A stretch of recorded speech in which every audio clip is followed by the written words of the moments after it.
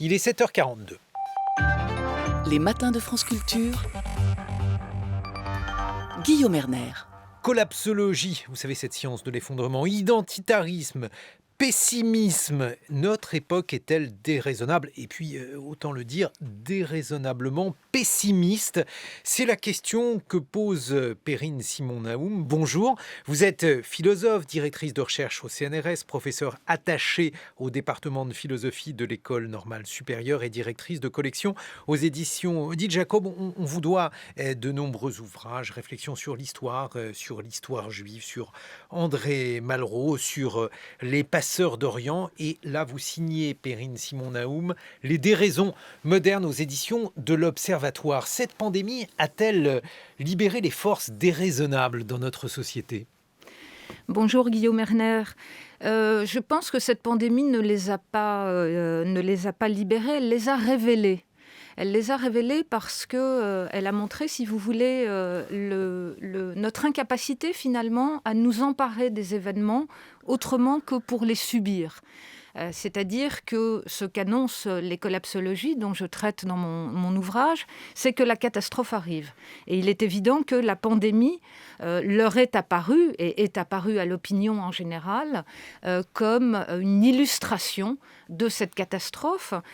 Finalement, quelque chose qui nous arrivait du ciel, quelque chose qui était incontrôlable, et pire encore, quelque chose qui, pour la première fois, atteignait l'humanité dans son ensemble et la mettait à l'arrêt. Et puis, donc, face à cette pandémie, ce qu'elle a illustré également, c'est d'une certaine façon l'insuffisance de nos instruments intellectuels et politiques pour y répondre, puisque l'ensemble des gouvernements a mis, il faut bien le dire, quelque temps pour se réorganiser et savoir comment affronter la situation. Bon, mais donc, cette pandémie est vraiment une catastrophe. Regardez dans quel état nous sommes, Perrine Simon-Naoum. Nous avons des masques. Notre mode de vie a complètement évolué en l'espace d'un an. Si on nous avait dit qu'on en serait là il y a un an et un mois, on ne l'aurait probablement pas cru. Cette pandémie est évidemment une catastrophe et on ne peut pas ne pas penser au grand nombre de morts de par le monde. Mais je dirais que d'une certaine façon, elle est aussi une chance parce qu'elle nous offre la possibilité de rebondir. Elle nous offre la possibilité de rebondir en forgeant maintenant les instruments pour penser le présent. En réalité, ce qui nous arrive et ce qu'ont instauré les collapsologies, c'est le fait que nous ne pensons pas le présent. Nous sommes pris en fait entre le passé et l'avenir. Et un avenir qu'on nous promet, encore une fois, sombre. La catastrophe va arriver.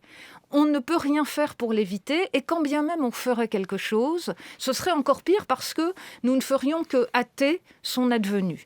Donc si vous voulez, ce que nous avons été mis au pied du mur aujourd'hui et nous devons réagir au présent. Et nous voyons que nous réagissons parce que tout le monde est convenu de dire qu'on n'a jamais fait autant de progrès médicaux, qu'un vaccin mis au point en moins d'un an est quelque chose qui témoigne de l'extraordinaire créativité de nos scientifiques.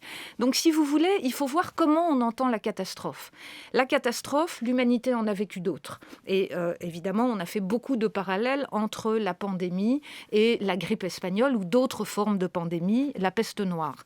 On voit que jamais dans l'histoire, on a eu autant qu'aujourd'hui les éléments, les instruments pour y répondre. Et donc, si vous voulez, il faut appréhender la catastrophe, bien évidemment, mais pas comme quelque chose qui nous empêcherait d'agir, pas quelque chose qui nous condamnerait à la subir, mais au contraire, comme quelque chose qui nous pousserait à l'action. Le problème est que nous découvrons que nous n'avons plus les instruments pour réfléchir au mode de nos actions. Je voulais vous faire entendre, Perrine Simon-Naoum, un collapsologiste, autrement dit l'une de ces personnes fortement inspirées par l'écologie qui considère que la catastrophe est là et qu'elle est particulièrement bien représentée, résumée par la pandémie. Ce collapsologiste, probablement le plus connu d'entre eux, c'est Pablo Servigne. Il était interviewé sur la chaîne suisse RTS Info. On l'écoute. Il me semble que ça fait déjà quelques temps que tu le dis, que l'effondrement, ça y est, on est dedans. Est-ce que l'épidémie de coronavirus, aujourd'hui, c'est l'étincelle finalement qui va provoquer la chute du monde tel qu'on le connaît aujourd'hui ? Ça, on ne sait pas. C'est le paradoxe de l'effondrement, c'est-à-dire que c'est une question pour les historiens du futur ou les archéologues du futur. On saura que bien plus tard qu'on avait vécu aujourd'hui un effondrement. Et donc c'est possible que le coronavirus soit l'une des étincelles, l'un des facteurs déclenchants de cascades, d'effets dominos qui touchent l'économie, la finance, la biodiversité, les vagues de réfugiés, etc. Et que tout ça, finalement, s'effondre, en fait. Alors, plus ou moins fort. C'est peut-être pas la fin de tout, mais en tout cas, c'est la fin de certains mondes. Et ça peut avoir quand même des conséquences irréversibles. Comment la philosophe que vous êtes, Perrine Simon-Naoum, publié Les déraisons modernes aux éditions de l'Observatoire, entend ces propos de Pablo Servigne qui sont assez représentatifs de ce que disent les collapsologistes?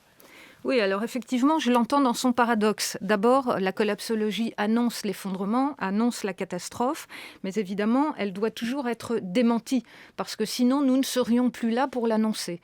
Donc, si vous voulez, c'est déjà un mode de pensée qui contient un paradoxe en lui-même, puisqu'on annonce que les choses vont disparaître, mais il explique quand même que ce sont les historiens du futur qui reviendront sur l'épisode du coronavirus. Alors, si on est dans l'effondrement, il n'y a pas de futur.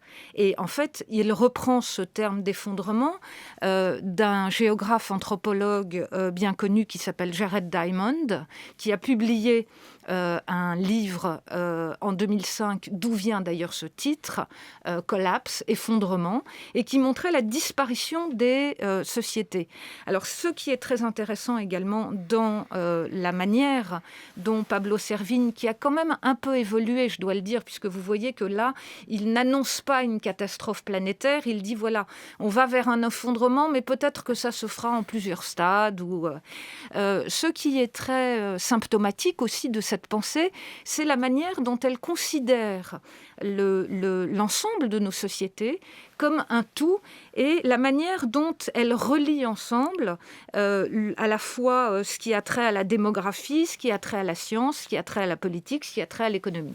Mais Perrine Simon-Naoum, de manière extrêmement vulgaire, prosaïque, on pourrait dire, voilà, ce monde marche sur les mains, et la preuve, c'est quand même qu'on en est là avec le coronavirus, qu'on doit, encore une fois, porter des masques, se livrer à toute une série d'interdictions. On ne peut pas continuer ainsi. C'est peut-être cela aussi le message de la collapsologie.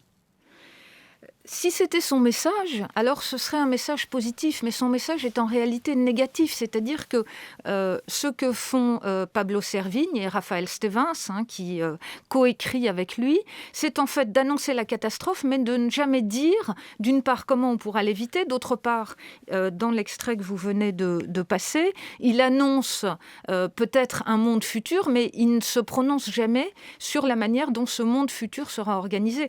Et moi, c'est ça qui me frappe, si vous voulez, c'est qu'ils n'ont rien à nous offrir. Alors vous évoquiez Jared Diamond, cet anthropologue qui se livre à de grandes fresques, qui est probablement aujourd'hui l'anthropologue le plus lu au monde, et il donne des exemples d'effondrement civilisationnel, par exemple celui de l'île de Pâques, mais on sait, on n'a pas attendu d'ailleurs Jared Diamond, Paul Valéry le disait avant, que les civilisations sont mortelles. Pourquoi la nôtre ne le serait-elle pas, de la manière que décrit Jared Diamond en insistant sur cette crise écologique?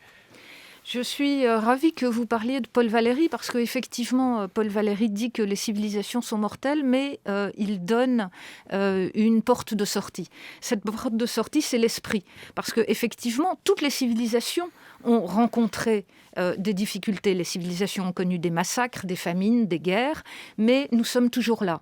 Et c'est, je dirais, le propre des grands esprits, comme Paul Valéry, mais comme l'était aussi quelqu'un comme Raymond Aron, de dire que finalement, effectivement, nous sommes tous des êtres finis, nous allons tous mourir, mais au-delà de nous, l'humanité va continuer.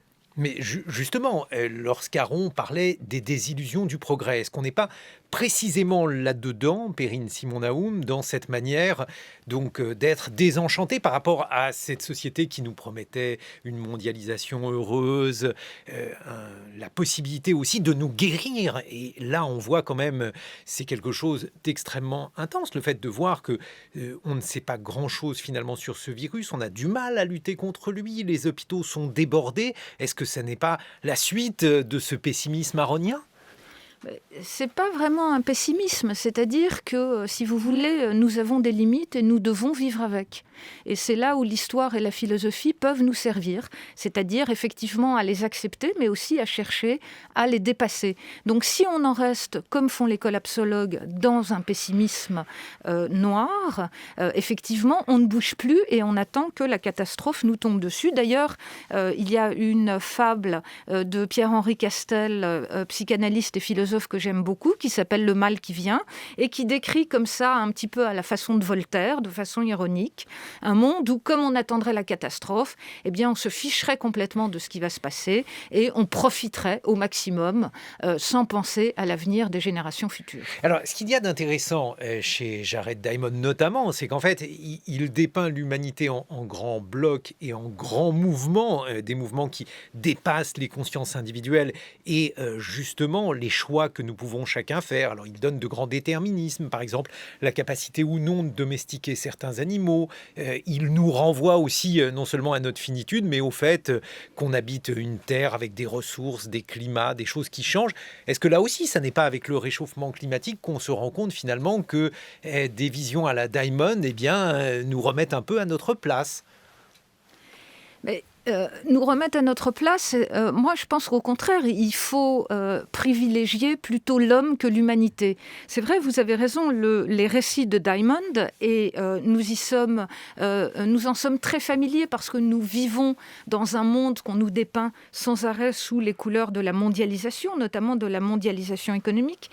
Mais ce monde que décrit Diamond, à force d'être tellement haut dans la façon dont il appréhende les choses, il oublie que l'histoire est aussi faite d'interventions humaines, de hasard, de repentir, comme si tout était écrit d'avance. Si je vous proposais de vivre une vie où tout était écrit d'avance, je ne suis pas sûre que vous seriez très content.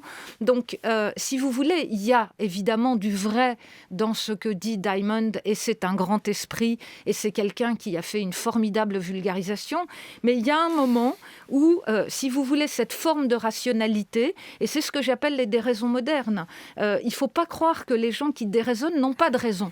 Mais ils ont une rationalité. Et c'est cette rationalité qu'il convient de déconstruire, à mon sens. Mais justement, la popularité de Diamond, est-ce qu'elle ne vient pas du fait, Perrine Simon-Naoum, que nous sommes nostalgiques de ces grands récits avec des forces qui dépassent les consciences individuelles ? Il y a eu par exemple le récit marxiste pour toute une série de raisons.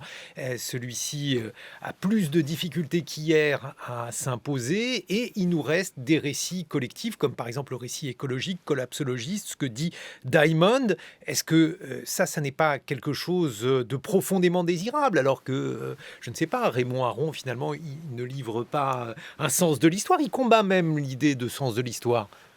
Oui, mais il n'y a pas de sens de l'histoire. Et c'est justement là où nous vivons une époque de schizophrénie, c'est-à-dire qu'à la fois on nous dit qu'il y a un sens de l'histoire, mais aucun de nous ne voudrait qu'on lui raconte les années qu'il va vivre. Donc si vous voulez, le problème de Diamond, c'est de mettre en place en fait un déterminisme absolu dont finalement on ne peut plus sortir. Mais ce déterminisme-là, il existe en partie avec, par exemple, le réchauffement climatique. C'est-à-dire que si il y a donc ce péril-là d'abord, c'est tout simplement parce qu'il conditionne le respect même, la possibilité même d'une vie humaine, Perrine Simon-Naoum. Oui, mais vous voyez bien que sur tous ces domaines, on fait des progrès, et des progrès considérables. Donc que ces récits soient là pour nous alerter, ça me paraît une très bonne chose. Que nous les prenions pour argent comptant, avec l'idée que nous sommes voués à l'avenir qu'ils nous décrivent, ça, en revanche, me paraît tout à fait critiquable. Est-ce qu'être responsable, ce n'est pas justement être aujourd'hui un Cassandre et, par exemple, tirer la sonnette d'alarme, le principe de précaution ? Alors, le principe de précaution est une bonne chose pour certains domaines, mais il faut bien voir que maintenant, il a envahi la société. Et ce principe de précaution, d'abord, me paraît illusoire parce que vous n'empêcherez jamais, je pense, des scientifiques et des hommes de recherche de mener les recherches qu'ils ont envie de mener. Donc, rien ne pourra empêcher ça, mis à part le fait qu'on soumette la recherche, comme veut le faire d'ailleurs précisément Servigne, aux attentes du public. Mais d'autre part, ce principe de précaution, c'est le contraire de la vie. C'est-à-dire qu'on le voit très bien dans la woke culture aux États-Unis. La woke culture. Le fait de mettre les gens dans des sortes de bulles de manière à ce qu'ils soient préservés de toute atteinte. C'est-à-dire la woke culture consiste à dire que les gens sont des individus extrêmement sensibles qu'il faut protéger, mettre avec des cordons sanitaires contre tout ce qui pourrait les heurter, c'est ça ? C'est ça. Mais la vie vous heurte. La vie, c'est un chemin dans lequel vous vous frottez aux autres constamment. Et il faut apprendre à vous adapter à ça. On ne peut pas être hors de la vie. Mais on peut limiter les frottements. Par exemple, le principe de précaution pour le vaccin, on est tous d'accord sur le fait que le vaccin AstraZeneca a un bénéfice-risque, par exemple, qui est plus important que les différents effets secondaires graves en petit nombre qu'il a suscité. Mais lorsque cela vous arrive à vous, et c'est avec cet argument-là qu'on va invoquer le principe de précaution, Perrine Simon-Naoum. Oui, mais vous prenez vos risques. Vous savez que maintenant, on est philosophiquement dans ce qu'on appelle le moment du vivant, c'est-à-dire un moment où la vie n'est pas pensée par opposition à la mort, mais en polarité avec la mort. Et donc, ce que nous avons acquis, je crois, à notre époque, c'est cette idée que nous vivons toujours en tension. Nous ne sommes jamais tout à fait dans le risque, nous ne sommes jamais tout à fait dans la sécurité, et il nous faut choisir. Et le fait de choisir, c'est le fait d'être un homme. Mais alors, le fait de choisir, c'est quelque chose aussi de profondément contradictoire par rapport à la demande exorbitante, par rapport au pouvoir public, par rapport aux différentes demandes qui sont faites de l'individu vers la collectivité pour que l'individu soit protégé. Oui, mais là encore, c'est pour ça que je parlais de schizophrénie, qui est vraiment l'état, je dirais, mental dans lequel sont nos sociétés. À la fois, nous demandons une protection de l'État, et à la fois, nous ne voulons pas que l'État nous empêche de faire ce que nous avons envie de faire quand nous avons envie de le faire. Et donc, il faut apprendre à grandir. Mais oui, mais en attendant, il est normal que l'État nous maintienne dans la suggestion, ou en tout cas utilise toute une série de procédés pour nous protéger contre nous-mêmes, et se protéger lui, pour éviter justement les différents procès qui pourraient être engendrés par cette situation. Je pense qu'il ne vous aura pas échappé, Guillaume Erner, que nous vivons en démocratie, et donc l'État n'est rien d'autre que vous et l'ensemble des citoyens. Et donc les institutions sont précisément là pour nous permettre de faire société et de décider pour nous-mêmes. On va se retrouver dans une vingtaine de minutes. Perrine Simon-Naoum, justement, on évoquera la démocratie et la manière dont celle-ci peut se conjuguer ou susciter d'ailleurs les déraisons modernes, pour reprendre le titre de votre ouvrage publié aux éditions de l'Observatoire. 7h-9h, les matins de France Culture, Guillaume Erner. Et nous sommes en compagnie de la philosophe Perrine Simon-Naoum, directrice de recherche au CNRS, professeure attachée au département de philosophie de l'École normale supérieure. Vous publiez, Perrine Simon-Naoum, Les déraisons modernes aux éditions de l'Observatoire. Ce que vient de décrire Frédéric Seyss, les tractations entre La République en marche et les Républicains au sein donc de la région PACA, est-ce que cela ressemble à des déraisons modernes ? En tout cas, on a l'impression que cela atténue largement l'idée d'un clivage politique, d'un clivage bipartisan. Votre regard de philosophe là-dessus ? Je poursuivrai la métaphore littéraire de Frédéric Seyss en disant que j'espère que ça ne sera pas une tragédie grecque, c'est-à-dire que Thierry Mariani n'apparaîtra pas comme le dieu, le destin grec qui, à l'arrivée, condamne tout le monde. Ce qu'on voit bien, si vous voulez, c'est que nos politiques n'ont plus de repères. Ce qu'ils jouent, c'est effectivement une farce politique, sans se rendre compte qu'ils seront comptables aux yeux de l'opinion de ce qui va se passer en 2022 pour les présidentielles. Ce qu'il faudrait, c'est qu'ils retrouvent de la raison et il retrouve surtout le respect de la politique. Car aujourd'hui, ce qui a pris le pas, c'est une forme de politique compassionnelle. Et ce qu'on a oublié, ce sont les affaires d'État. Mais alors, qu'est-ce qui pourrait se passer l'an prochain à la présidentielle, Perrine Simon-Naoum ? L'an prochain, ce qu'annonce Frédéric Seyss au travers de Thierry Mariani, c'est-à-dire que Donc du Rassemblement national. Et du Rassemblement national, c'est-à-dire que la disparition et de la droite et de la gauche, et je dois dire en raison de la politique menée par le président Macron, du fait qu'il n'ait pas saisi par exemple l'importance des corps intermédiaire, qu'il n'ait pas saisi l'importance des différences entre les opinions politiques et la nécessité pour que les gens se sentent représentés de l'expression de ces opinions dans le respect de la démocratie amène au pouvoir le Rassemblement national. Quand on est à 48%, les sondeurs le savent très bien, on n'est pas à l'abri d'un accident. Mais l'idée qu'il y aurait un clivage entre les progressistes, donc là en l'occurrence représentés par Emmanuel Macron, et puis les populistes, donc le Rassemblement national, est-ce que ça n'est pas quelque chose que l'on retrouve désormais dans tous les pays du monde, y compris la France, Perrine Simon-Naoum ? Bien sûr, c'est ce que Pascal Perrineau vient de montrer excellemment dans un petit ouvrage sur le populisme, mais on voit très bien ce qui se passe dans les pays du monde justement où les populistes sont au pouvoir. Ça n'est jamais la démocratie qui gagne et ça n'est jamais, comme on dit, le peuple, entre guillemets, qui gagne. Bon, et ça, c'est le discours précisément de La République En Marche. Mais je pense que ce qu'il faut, c'est rétablir une alternance, c'est-à-dire, encore une fois, que la politique reprenne ses droits, que la différence des opinions reprenne ses droits, de manière à ce que, effectivement, les gens puissent exprimer leurs désaccords pour, dans un second temps, et c'est le temps de la démocratie. La démocratie a 2 temps. Elle a d'abord le temps de la délibération, puis elle a le temps de l'action. Or, aujourd'hui, on confond les deux. Mais alors, je vais reposer ma question autrement, Perrine Simon-Naoum. L'idée qui consiste à dire finalement, la droite et la gauche, aujourd'hui, ça n'est plus le bon clivage. Le vrai clivage, ce sont les progressistes contre les populistes.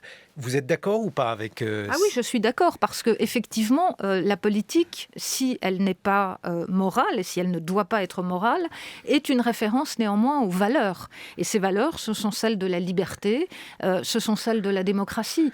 Et on voit très bien que les populistes n'ont que faire lorsqu'ils sont au pouvoir, que ce soit au Brésil, en Hongrie, en Turquie, et de la démocratie et de la liberté. Bon, mais alors, si on suit dans ce cas-là ce clivage, il y a des raisons objectives à ce que les Républicains s'allient avec La République En Marche et peut-être, je ne sais pas, avec d'autres partis qui seraient hostiles au Rassemblement national. C'est ce qu'on appelait le Front républicain.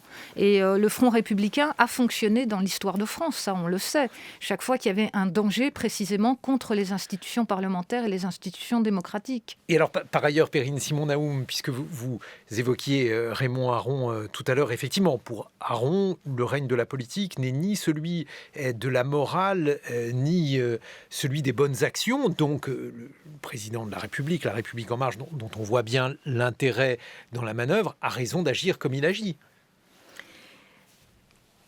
Ce n'est pas à moi de juger son action. Je dirais que je Mettez-vous resterai à la place prudemment d'Aron sur lorsqu'il décrivait, par exemple, les manœuvres. Oui, mais absolument. Aron décrivait. Aron disait toujours qu'il ne fallait pas confondre entre le prince et le conseiller du prince. Ce qu'il montrait, c'est que effectivement, il existe ce qu'on appelle une éthique de responsabilité, ce qui fait que la politique n'est pas morale. Il arrive que les dirigeants politiques doivent prendre leurs responsabilités, doivent prendre des décisions que peut-être la morale commune réprouverait, mais ils le font en fonction d'un projet dont ils ont été investis et en fonction de valeurs. Donc si la politique n'est pas morale, elle renvoie néanmoins à des valeurs que nous avons en partage. Et est-ce qu'elle renvoie aussi à d'autres moments de la conscience historique, puisque à de nombreuses reprises, on a considéré que le moment que nous vivions pouvait se rapprocher, par exemple, je ne sais pas, des années 30, Perrine Simon-Naoum. Qu'est-ce que vous en pensez ? Alors là, je pense qu'il y a un danger à faire ce rapprochement. Il y a un danger à faire ce rapprochement et à ne pas voir la spécificité du moment que nous vivons. Parce que, effectivement, la démocratie aujourd'hui est en péril. Je crois que tout le monde le reconnaît. Mais elle n'est pas menacée de la même façon que la menaçaient les ligues, par exemple, de droite en France, ou le fascisme, ou la montée du nazisme. Il y a maintenant de nouveaux nouveaux éléments et à trop, rapporter le présent au passé, on oublie ces éléments. Ces éléments, ce sont par exemple les réseaux sociaux. C'est aussi l'organisation des partis d'extrême droite, l'organisation internationale des partis d'extrême droite. Et c'est aussi, d'une certaine façon, je dirais, la confusion des valeurs et la confusion des principes qui sont orchestrés par ce que j'appelle ces déraisons modernes. Mais alors, cette confusion des valeurs, justement, c'est là où il y a aussi une différence, en tout cas dans les discours, semble-t-il, entre les partis populistes et ce qu'il y avait durant les années 30, Perrine Simon-Naoum, et notamment, il y a de nombreuses différences, mais une différence évidente, c'est que les partis populistes se réclament de la démocratie et de l'approfondissement démocratique et considèrent que les partis de gouvernement traditionnels sont des partis qui confisquent la démocratie. Qu'en pensez-vous ?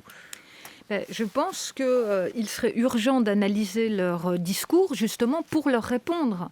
Et c'est ce qu'on ne fait pas aujourd'hui, en tout cas en France. Ce que les partis populistes mettent en danger, c'est à la fois la représentation, c'est-à-dire tout ce qui existe comme médiation et, à travers la mise en cause de cette représentation, nos institutions, la marche des institutions. Je pense que l'ensemble des opinions publiques internationales voit bien que ce soit en Turquie, au Brésil ou en Hongrie, ça n'est pas le peuple qui est au pouvoir. Mais c'est le peuple qui a choisi. On cite par exemple les codes de popularité de Vladimir Poutine. On considère que ces gens-là qui représentent des repoussoirs pour les démocrates occidentaux sont en réalité extrêmement populaires dans leur pays. Il faut voir sur quoi repose leur popularité et surtout quelles sont les images qu'on en a, parce que je mets un tout petit peu en doute la véracité des sondages, par exemple en Union soviétique. Et lorsque vous considérez, là aussi, l'affrontement partisan en France, le fait que, en tout cas, c'est ce que certains commentateurs ont dit à la faveur donc de ce rapprochement de Renaud Muselier avec La République En Marche, l'épuisement des idées de droite, est-ce que vous trouvez qu'il y a épuisement ou bien au contraire, est-ce qu'il y a diffusion des idées de droite dans la société de telle sorte que les républicains n'en ont plus le monopole ? Je pense qu'il y a épuisement des idées de droite et il y a diffusion des idées d'extrême droite. C'est-à-dire que maintenant, il n'y a plus d'identité bien définie de chacun des partis. Effectivement, l'ensemble des thèmes d'extrême droite est repris, on voit, par les partis politiques qui sont tétanisés à l'idée de ne pas pouvoir, de ne pas avoir l'air de prendre en compte les victimes, les souffrances de l'opinion. On l'a bien vu lors des Gilets jaunes. Donc, si vous voulez, la politique maintenant n'est plus action, elle est uniquement réaction. Elle est réaction compassionnelle à ce que les politiques, vraisemblablement, imaginent être l'état de l'opinion et ce qu'ils anticipent. Mais voilà, on décrivait les personnages d'une pièce de théâtre. Qu'est-ce qu'il manque ? Il en manque un, c'est l'homme d'État. L'homme d'État, il fait quoi, selon vous, dans ce contexte-là ou dans cette pièce ? L'homme d'État, il s'informe, l'homme d'État, il réfléchit et il décide. Et il décide en fonction d'intérêts qui ne sont pas forcément les siens, mais en prenant, je dirais, une perspective beaucoup plus large, qui est celle de la garantie de la démocratie. Mais alors, est-ce que ça n'est pas une vision très éthérée de l'homme d'État ? Parce que finalement, ces hommes d'État, ils sont des femmes, des hommes comme nous. C'est-à-dire qu'ils ont des intérêts, ils ont des choses inavouables, des petits secrets. Bref, ils se comportent rarement, y compris, je ne sais pas, De Gaulle ou Churchill, ils avaient aussi leurs égoïsmes et leurs limites. Oui, bien sûr, mais ils ne sont pas tout à fait comme nous. Je pense que quand vous aspirez à arriver au sommet du pouvoir ou quand vous exercez ce type de responsabilité, vous vous situez à un niveau qui vous dépasse. Et donc les grands hommes d'État, on en a des exemples, on en a des exemples dans l'histoire de France où vous citiez Churchill, sont des gens qui, à un moment, ont une vision, ont un projet, pour leur société. Moi, je dis souvent, pour y avoir assisté, que les 2 premières années du septennat de Valéry Giscard d'Estaing ont été 2 premières années extraordinaire pour notre société. Pourquoi ? Bien, il a sorti la société de sa gangue d'immaturité, la société française. Il a fait éclater l'ORTF, il a fait voter la loi Veil, il a fait voter la loi sur le divorce, il a donné la majorité à 18 ans. Il a permis la saisine du Conseil constitutionnel par 60 députés ou 60 sénateurs. Il a profondément modifié le visage de la société française. On pourrait dire la même chose du président François Mitterrand, juste pour une décision, et il a eu beaucoup de chance d'avoir Robert Badinter à ses côtés, qui était la suppression de la peine de mort. On sait que les Français étaient opposés à la suppression de la peine de mort.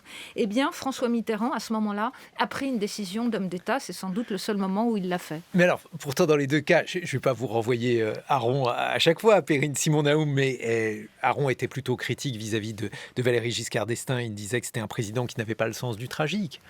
Oui, mais là, il parlait de la fin du septennat. Il parlait précisément du moment où Valéry Giscard d'Estaing a regardé depuis la Jordanie avec des jumelles sur le territoire d'Israël.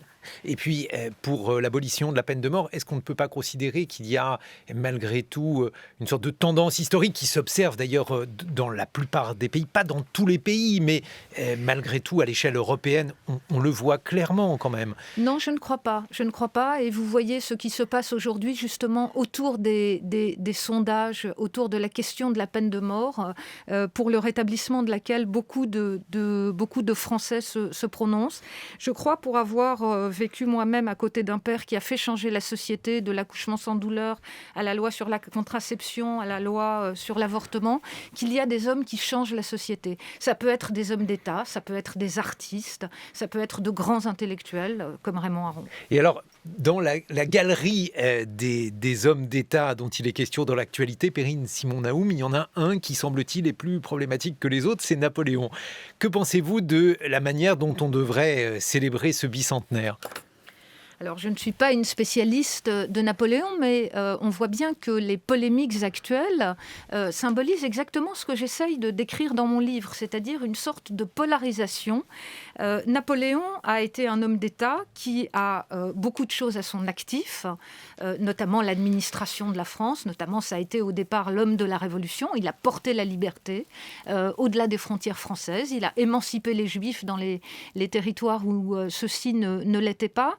Et aujourd'hui, on refuse toute forme de commémoration au prétexte donc que Napoléon aurait rétabli l'esclavage, que ce serait en fait depuis l'expédition d'Égypte en fait un colonialiste. Donc on voit bien aujourd'hui que nous avons un mésusage de l'histoire. Nous ne savons pas quoi faire de notre histoire et Napoléon en est le symbole. Pourquoi mes usages ? Parce qu'il y a des choses parmi les hommes du passé, de Saint-Louis, effectivement à Gallieni, qui méritent un réexamen, qui méritent peut-être que on les tienne un peu à distance.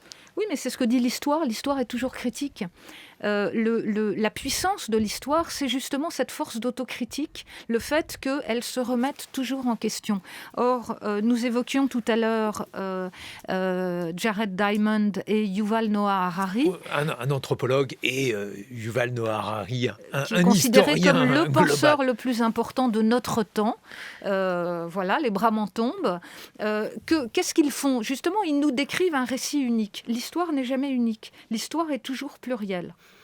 L'histoire accueille la pluralité des récits. Et expliquez-nous pourquoi Yuval Noah Harari, pour vous, n'est pas le plus grand penseur de notre temps. Mais justement parce que il est plutôt un prophète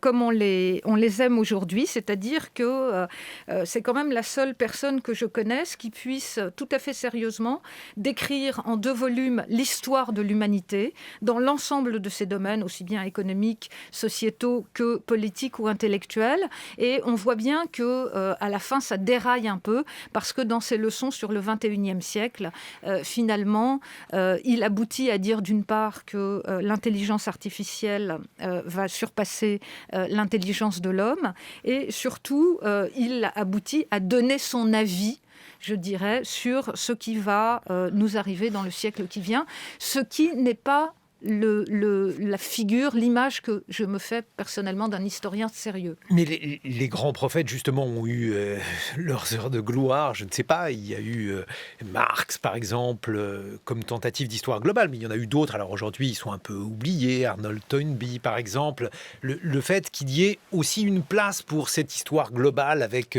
ses limites, est-ce que ça n'est pas aussi quelque chose qui est finalement traditionnel, Perrine Simon-Naoum? Oui, l'humanité a besoin de se raconter. Elle a besoin de se raconter, mais il me semble qu'aujourd'hui, on assiste à une dérive, justement, de ces récits, ce que le philosophe Jean-François Lyotard appelait les grands récits, à savoir que ces récits, finalement, nous ont exclus de l'histoire. C'est ce que j'essaye de montrer dans mon ouvrage.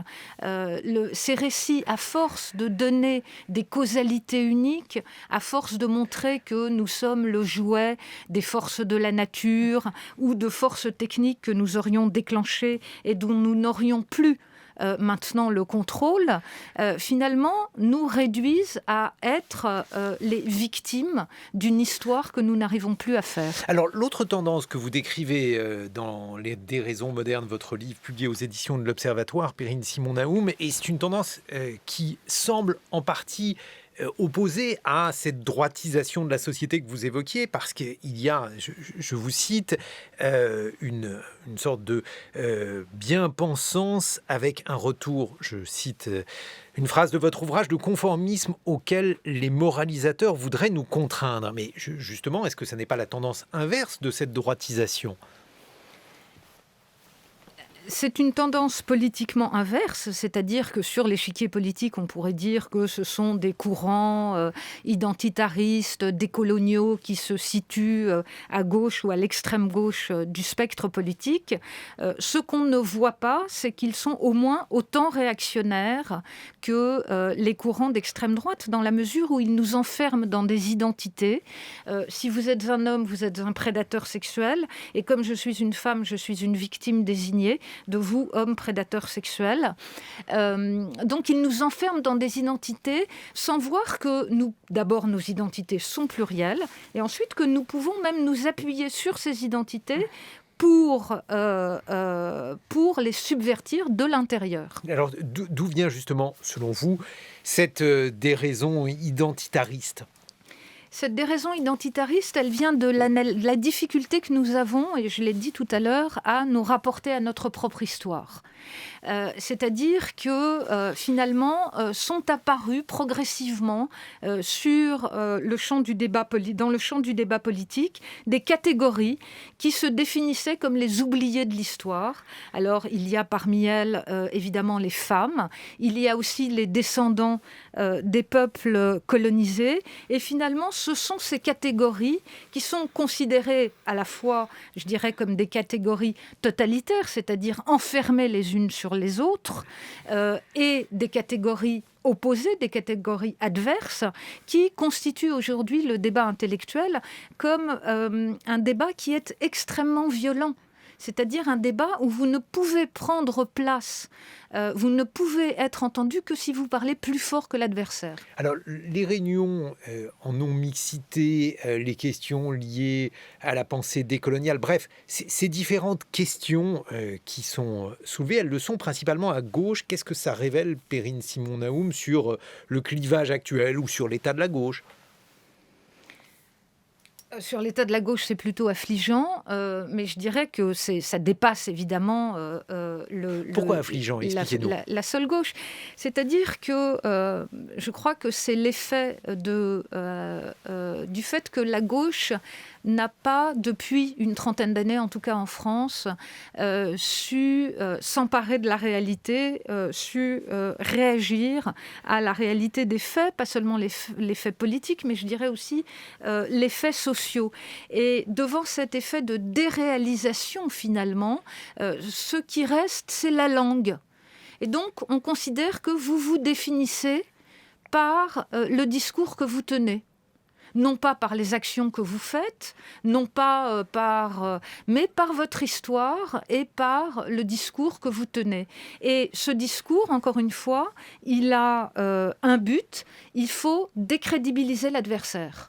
comment est-ce qu'on fait pour décrédibiliser l'adversaire, non pas en discutant et en débattant avec lui, comme dans une toute démocratie, mais en disant vous n'êtes pas éligible au débat car vous êtes blanc. Et c'est ce qu'a fait Audrey Pulvar en expliquant que... Alors, je veux bien entendre ce que disent les partisans de ces courants en disant... Elle le disait sous une forme beaucoup plus euphémisée. Oui, mais...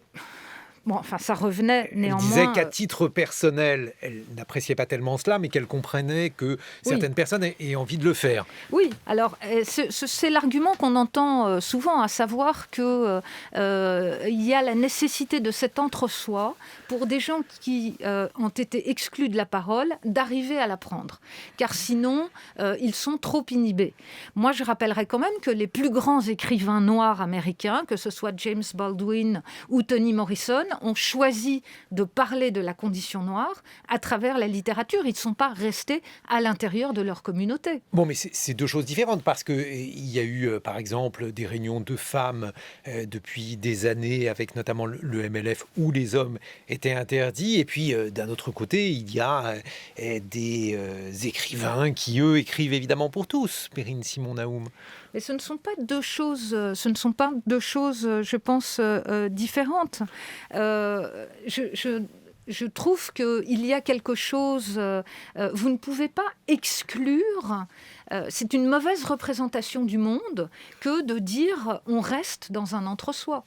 Mais s'il y a, par exemple, des questions qui sont difficiles à communiquer à l'extérieur, s'il y a des problématiques qui sont des problématiques qui pourraient être profondément modifiées par la présence d'autres personnes, parce que, je ne sais pas, en philosophie, on distingue le sens ésotérique du sens exotérique. Ben voilà, il y a ce type de choses dans les communautés. Alors, l'historienne que je suis aussi vous rappellerai que l'exemple que vous prenez, à savoir celui du MLF, est historiquement faux. Les premiers qui ont travaillé à l'émancipation des femmes, en tout cas en France, étaient des hommes. Or, ce qui s'est passé, c'est que le MLF, à partir de 1970, a réécrit l'histoire en oubliant ces hommes. Mais les premiers qui ont travaillé, qui se sont engagés, étaient des hommes. Et je ne vois pas au nom de quoi on devrait exclure l'autre partie parce qu'elle est blanche ou noire ou parce qu'elle est homme et femme. Nous nous enrichissons de nos différences. Et la vie, c'est un ensemble de différences. Alors, je veux dire, la cellule n'est pas vivante elle-même, ce sont les éléments qui la constituent, qui créent la vie. En conclusion, Perrine Simon-Naoum, comment retrouver le sens de l'optimisme alors que vous-même êtes pessimiste sur un certain nombre de points? Vous faites non de la tête. Non, je ne suis pas du tout pessimiste. Moi, il y a un texte que j'aime beaucoup de Virginia Woolf, qui est un ensemble de lettres qui date de 1938, ensemble de lettres dans lequel elle explique pourquoi elle ne va pas signer une pétition contre la guerre, ce qui pourrait paraître très curieux. Et il y a cette injonction dans ce texte, nous devons penser. Think we must. Eh bien, je pense que nous sommes aujourd'hui à un moment tout à fait privilégié où nous pouvons nous remettre à penser. Il ne s'agit pas d'exclure les déraisons modernes, il ne s'agit pas d'exclure les pensées différentialistes ou les pensées apocalyptiques. Il s'agit de discuter avec elles, de les combattre dans ce qui nous paraît négatif, mais de prendre d'elles l'utopie qu'elle véhicule et de repenser maintenant un futur comme un futur ouvert. Mais alors, quelle utopie proposer, justement, s'il s'agit d'en proposer une qui soit une alternative à ces discours pessimistes? Est-ce qu'il y a une possibilité de faire rêver aujourd'hui encore pour une philosophe? Je pense qu'il y a une... Oui, bien sûr. On peut faire rêver très modestement. Et en même temps de façon très ambitieuse. À quoi? À l'idée de faire société, d'arriver à se parler, de relancer le débat et de faire société ensemble pour justement arrêter de rabattre le présent sur le passé ou sur le futur et pour vivre à la fois, je dirais, individuellement et collectivement notre présent. Perrine Simon-Naoum, Les déraisons modernes, le livre que vous publiez aux éditions de l'Observatoire.